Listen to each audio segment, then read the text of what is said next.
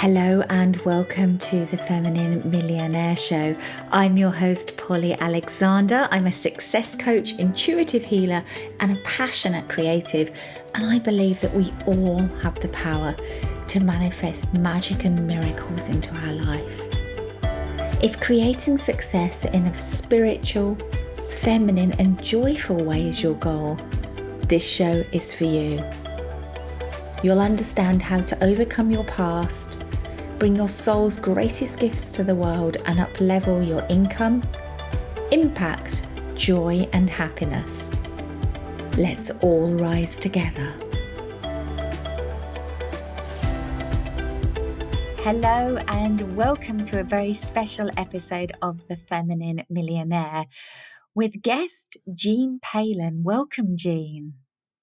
Thank you so much, Polly. I'm so glad to be here. Oh, I'm so excited for this conversation.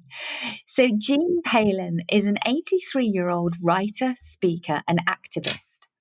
Her first solo book, Feisty, a memoir in little pieces, was published in 2023.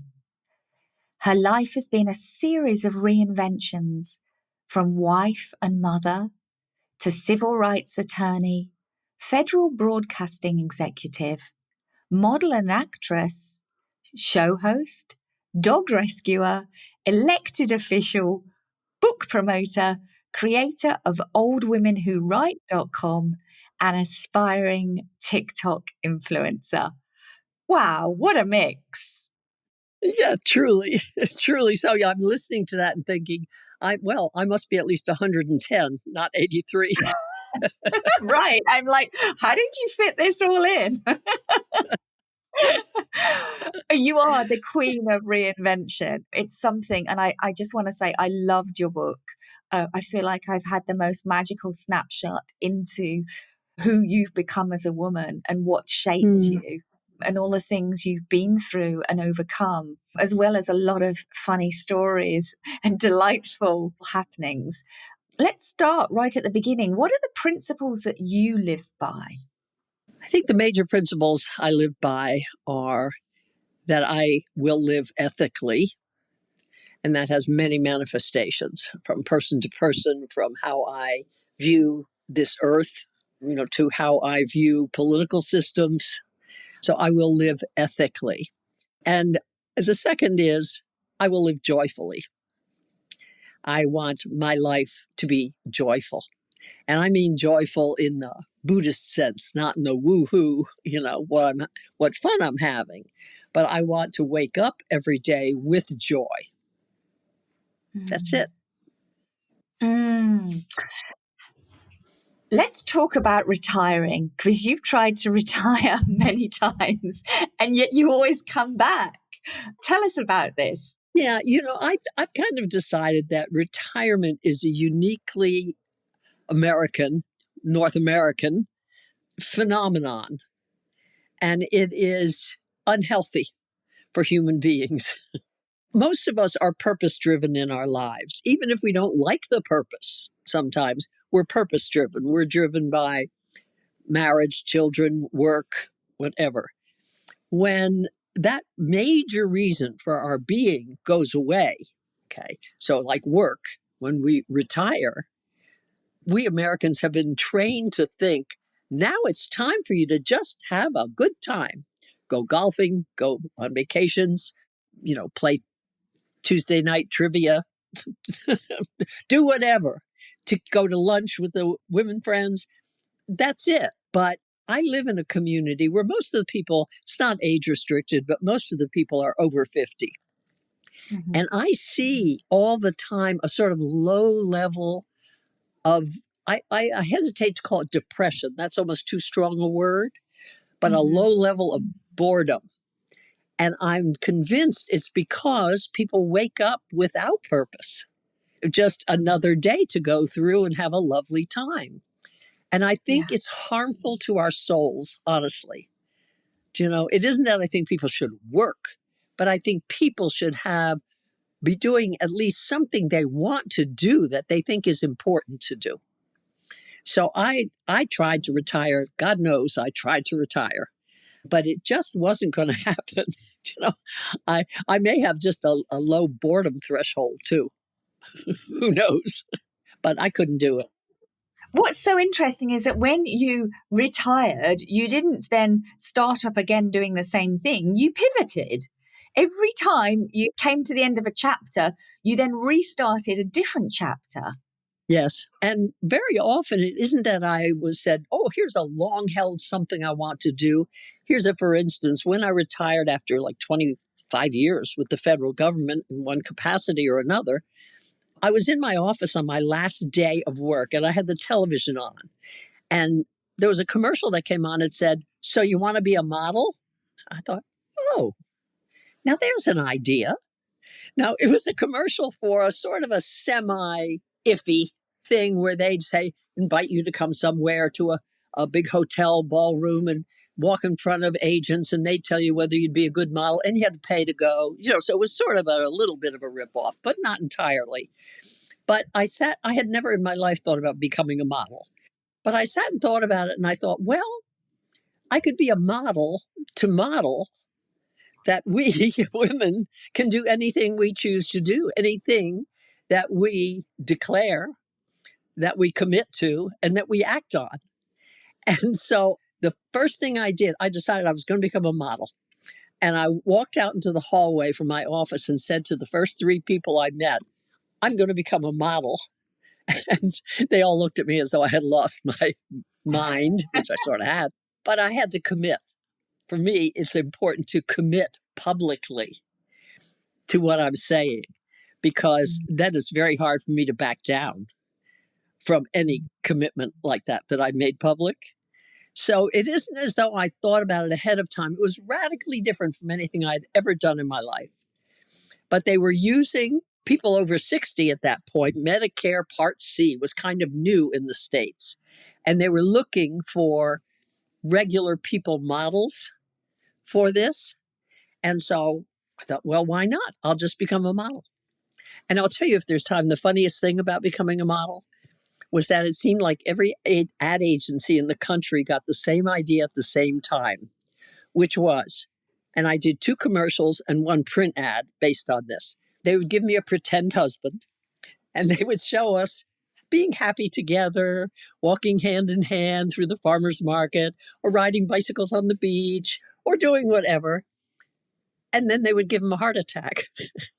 And they would show me in the hospital looking concerned, worried, fearful, whatever. And I thought it was so funny that they all got the same idea at the same time. And my lesson from it was that I can't even keep a pretend husband. And it's always the man that had the heart attack. An actor, some actors. It was very funny. I had a wonderful time modeling and acting. Just a great time. Oh, I just think you have such a wonderful attitude and energy towards aging. What would you say to women that think it's too late to start over? And I hear this a lot. This is one of the biggest fears, and women even over 40 that comes up. I feel like it's too late. I feel like I'm too old. Well, my grandmother was born in 1900. And the women's average age of women's lives at that time was, I believe, 45 years. Average age for women's lives now is mid 80s. So if we retire at 59, 60, 65, you have another 20 something, 20, 30 years to live.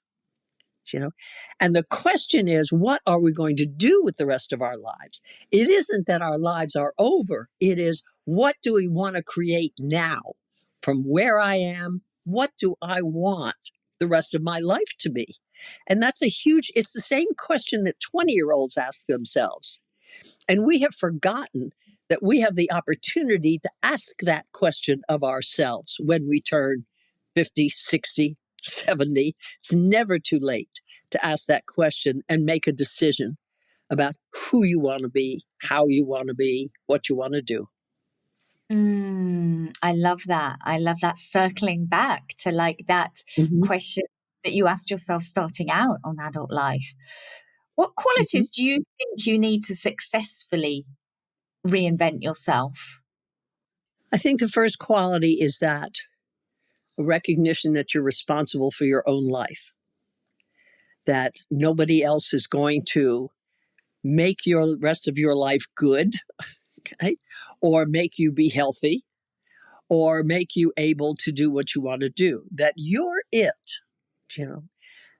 And women particularly are not thrilled with that notion, but it's just fact. It's not even a notion, it's just fact.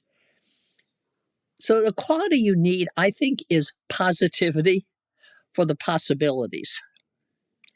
I know there's so many possibilities out there about what you can do, who you can be, that range everything from becoming a professional dog sitter, because you want to, because you love dogs, to becoming a model, to becoming an elected official, to becoming an artist. There's so many to choose from. So I think the qualities really have to do with that, a realization that it's entirely up to you, and the positivity to think, to know that you can have a very good life if you so choose. Now, I am not saying there aren't any challenges from age that come along, because there absolutely are.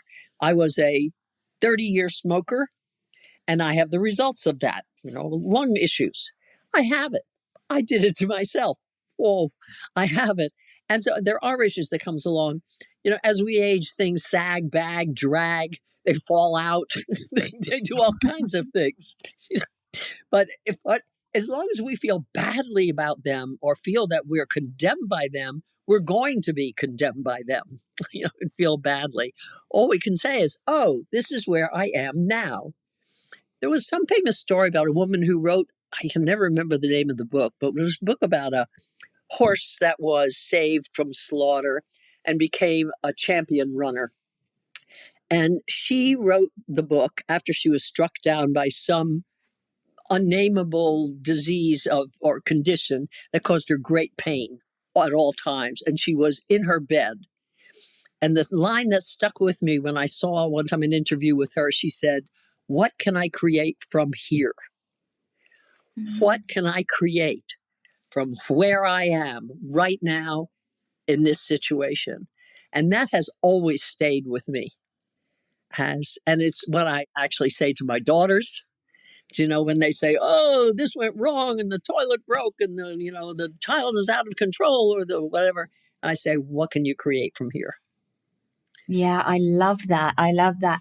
So it's about being really present, not going into past stories or stories about how you think things should be.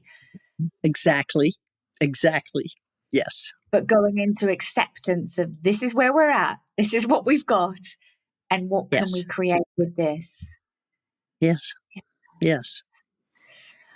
Now, the title of the book is Feisty, and one theme that goes run through your whole life that I've seen is a willingness to stand up, especially for women's rights, especially for the roles of women.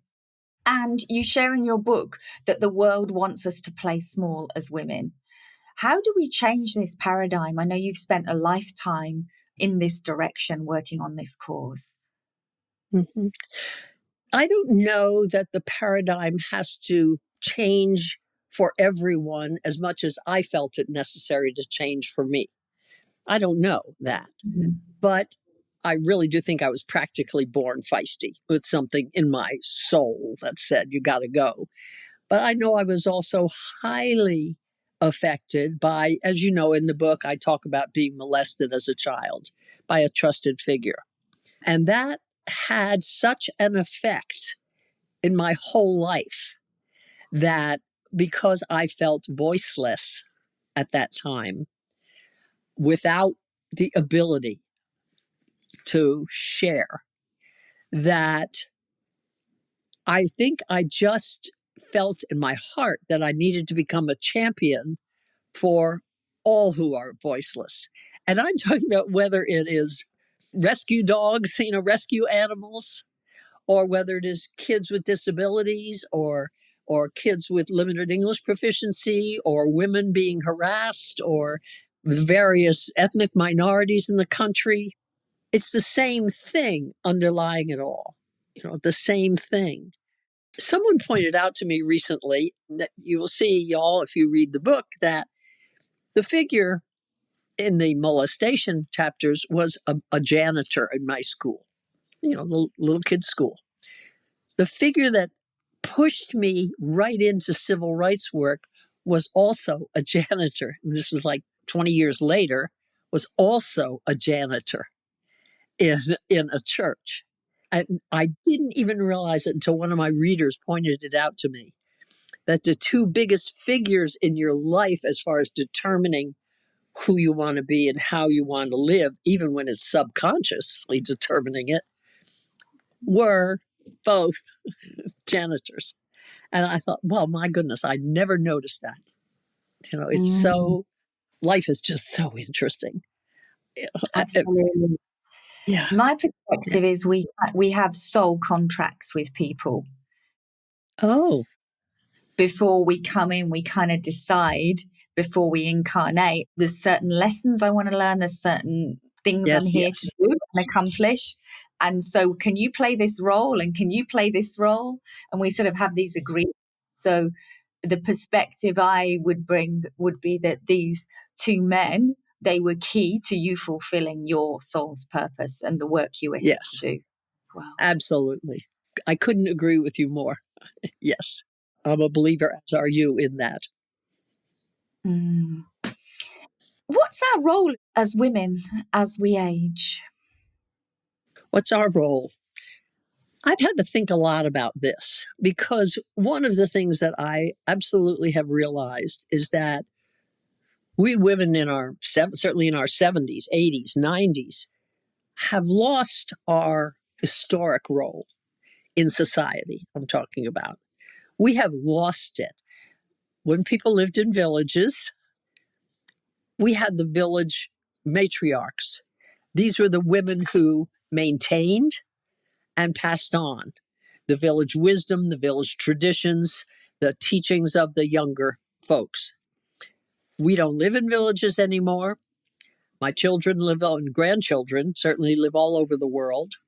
So we don't have anybody who cares whether we're wise or not anymore. We don't have anybody to be wise women for. And that shook me when I first realized that, well, what is it I'm supposed, I have learned a lot. I know a lot. I think a lot. How can I pass this on to my granddaughter in South Africa and my granddaughter in California? And what I realized is that we can still be the wise, sage women, but we have to come up with new ways of communicating that experience, that wisdom. That may be, for goodness sakes, it may be TikTok. It may be TikTok. I'm having a great time on TikTok, talking about reinventing yourself, talking about why everybody should write about their lives. And I'm developing an audience. That's my goal, to be the next TikTok influencer. I love it. I haven't gone on yet. I need to go on and see what you're up to. Oh, yes. I'm having a great time on TikTok. I just want to tell you. And all you have to be is yourself. That's what I discovered. It's like what we used to do sitting around maybe the tribal council, we now need to do in our public spaces, in our workspaces, in our living spaces. I live in a tiny house village, in a tiny house village, and it's very much a village. And I see that here, even, we can pass on, but not in braggy ways, but in ways we have to develop within ourselves methods of communication that can allow people to hear us. It's a tricky sort of thing. Nobody wants to hear, here's my wisdom, or I know better than you know, or I have experience, you should listen to me. Nobody wants to hear that. But if you can learn, and I'm still learning the skill, I consider it a skill. If you can learn the skill of seeing when there is an opening for you to share something you have learned, by being in this world for 80 years, 80, however many years, it's a great thing. And people can hear you because you're not bragging, you're not teaching, you're not preaching. So we have to develop a new role for ourselves. If we want to maintain the elder wise matri matron, whatever the right word is. I'm having trouble with all the words that are traditionally used for old women. That's why I call us old women. Mm. But we need to learn new ways to communicate. This morning, for instance, I read the story of my great great great grandfather's coming up to America when I was giving an illustration of why you should write about your own life and to tell family secrets in the way you want them told. And so I read that and I realized probably 4 out of my 6 grandchildren haven't read my book yet, right? And so I sent them the TikTok of me reading that chapter about their great great great great grandfather. And I'm getting messages like crazy from everywhere around the world saying, "Oh my gosh, I didn't know that." That's what I'm talking about, new ways of passing on experience, wisdom. You know, that's we have to get it. We have to get it. So it's sharing the same stories, but sharing them in a new way. Yes, exactly. I took 5 minutes to say what you just said succinctly in one sentence. Yes. I know, but you told it in a more poetic and interesting way. You run a writers group now as well. And this pivot to writing came in, which decade did it come in for you? It was 3 years ago. Oh, your 80s. It was pandemic boredom that drove me to writing. And I want to say that it was the best thing I ever did. Whether or not that book ever got published, it was the best thing I ever did. For the very first time, I understood what my life had been about. I did not know before I wrote this book. I didn't know. It seemed to me my life had been just a sort of a string of decisions, unconnected decisions. I didn't see any through line or arc to my story. And therefore, since I didn't see that, I didn't know how to sum it up until I wrote this. And I could see what my life had been about. I could see what my trajectory was. I could see the through line. And it made me very, very comfortable with who I am and where I am for the first time. That's incredible. So it's a way of integrating all of your life's experiences and making sense of them. Yes. Yeah. Yes. And how do Yeah. you feel about your life when you look back on it now? I feel very good about it because I can be clear about my failures. I can be clear about when I hurt people. I can be clear about when I did things that I wish I hadn't done, habits I wish I hadn't had. But I can also now be clear about the good things I did. I can be clear and acknowledge to myself the good things I did for others. Yeah. That had been missing from my understanding of myself and my life, which I had seen as quite self-centered. And for the first time I saw, oh, yes, I did things, a lot of efforts and things so that others might have better lives. Yeah. And that made me feel very, very good. That's why I push everybody to write about their lives, really. Yeah. So you were able to just appreciate yourself a lot more. Yes. Yes. And one thing you talk about when you encourage people to write about their lives is to write about the little memories. Can you share what they are? Yes. Feisty, Memoir in Little Pieces, is really 65 little moments in time. It's 65 chapters, which sounds like, oh my God, that's a lot, but they're tiny little chapters, a page, 2 pages long. And when I started to write it, I didn't know how to write it. I didn't want to start. I was born in 1941. So I started writing down all the little memories that I had. Everybody knows we have the big ones: marriage, children, divorces, lovers, whatever. But I started writing down a sentence my mother said to me when I was 5 years old or younger, a sentence or a conversation I may have had with a teacher when I was in high school, or a scene that I witnessed. And these were memories that were still in my brain, but I didn't know why. Why were these little snippets, these little moments in time in my brain? And there they were. I could call them up, no problem. So I started listing them. And then I started writing about those little moments. And the more I wrote about each one, the more that would come back to me about the setting, what was happening. Of course, they're not word for word accurate, what happened when I was 13 or whatever, but you get the feeling of it. And I realized that those memories are with us because they were meaningful. They meant something to our hearts, our minds, that we didn't even know at the time they meant or going to be, but they're still there, which means they help to shape us in one way or another. So every one of those little memories, not one of them in the book is there because I thought it was amusing. Every one of them is there because it was a moment that helped shape my life. I don't know how to write long anyway. I can only write short, short pieces, pithy, short, get it across pieces. I think there's a real power in it to distill an experience into less words. It's actually harder to say something in less words than it is in more. Yes, it's true. It's true.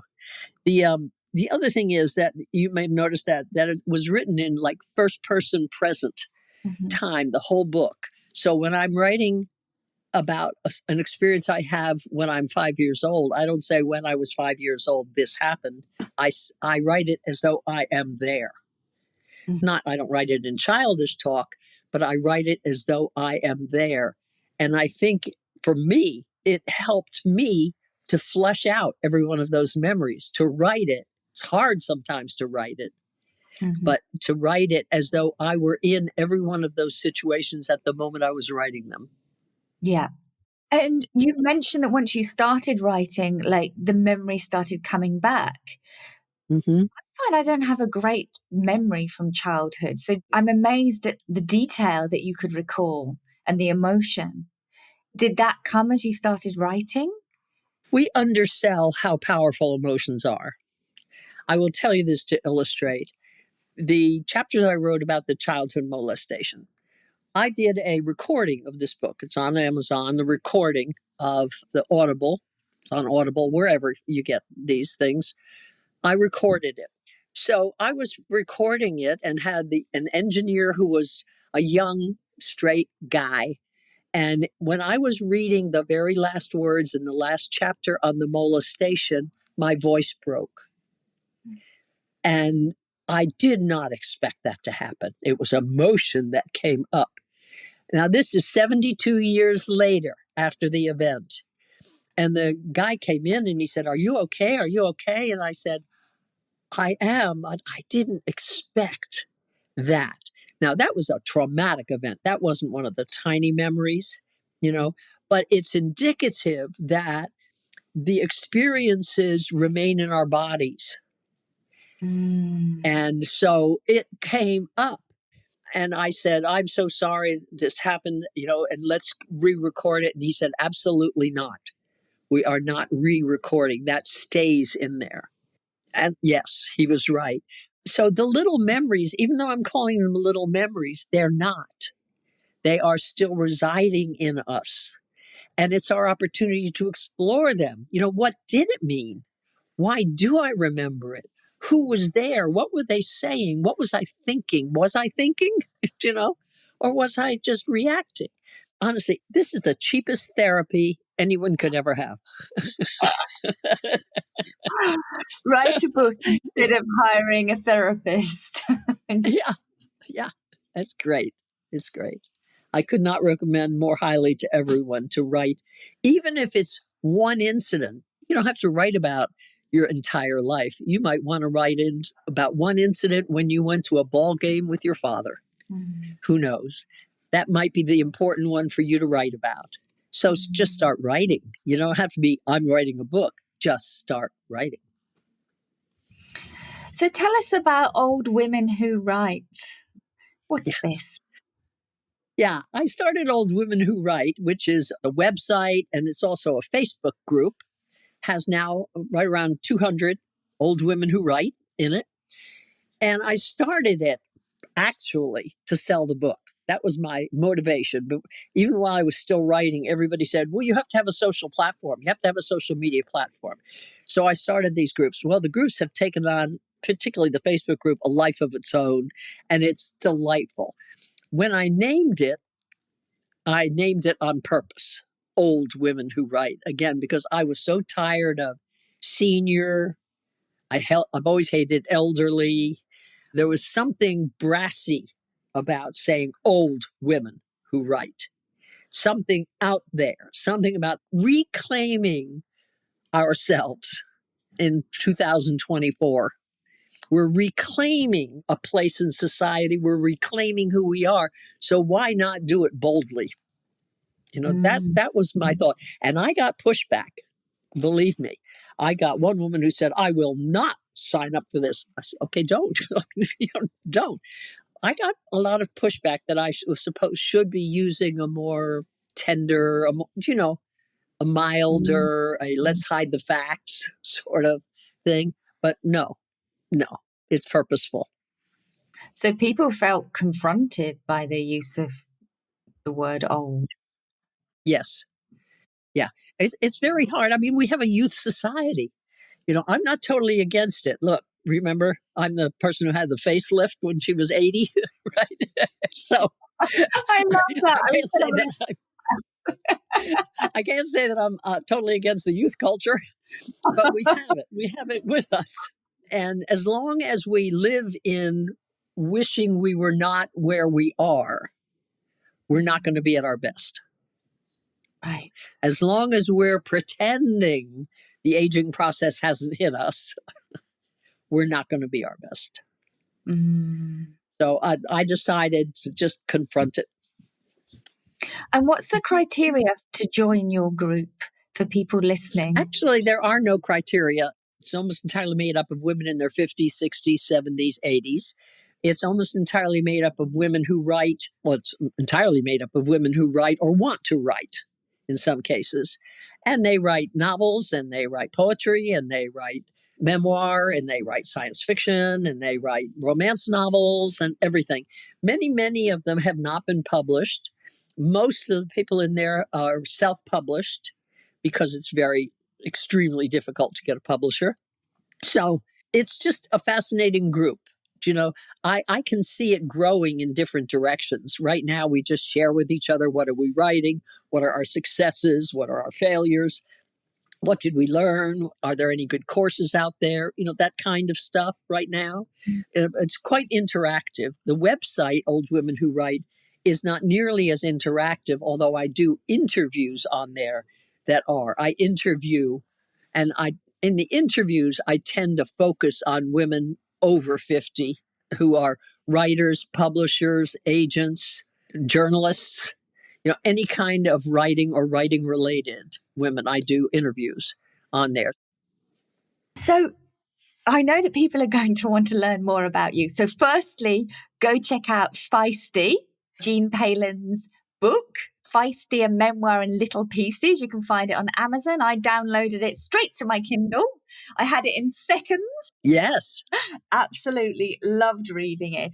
It's so delightful. It's deep. It's powerful. It's moving. It's just so many things. It conveys the richness of your life. And to me, you're just a rule breaker. You're a rebel and a rule breaker through and through. Yeah. I really enjoyed that aspect of you, which you shared that has been with you since you were born. Yes, I believe so.